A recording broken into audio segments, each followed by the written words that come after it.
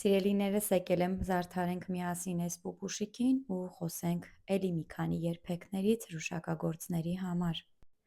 Եվ այսպես երբեք չարժե զրկեք ձեր աշխատանքը, բայց հիշեք, լավ է լինել ինքնաքննադատ, քան չափազանց մեծամիտ, այդպես դուք հաստատ առաջ չեք գնա։ Երբեք չնկարեք տորթերը ձեր ստեղծագործական քաոսի ֆոնին։ Երբեք չնկարեք տորթերը չմաքրված, լղոզված կրեմով տաք դիրով։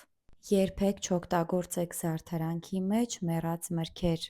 Երբեք չխնայեք տորթի բաղադրիչների վրա։ Հիշեք, դուք եք ընտրում ձեր հաճախորդին ձեր տված որակով։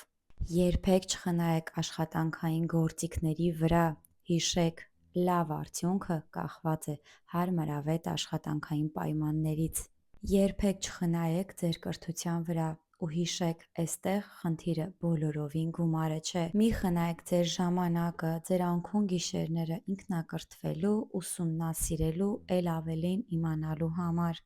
Երբեք չմոռանաք պատվերը քննարկելիս անպայման ճշտել հնարավոր ալերգիաների մասին։ Երբեք մի մոռացեք զգուշացնել հաճախորդին օգտագործված ոչ սննդային դետալների մասին։ Թերևս ամենակարևոր երբեքներից մեկը չօգտագործել ուրիշի աշխատանքների նկարները։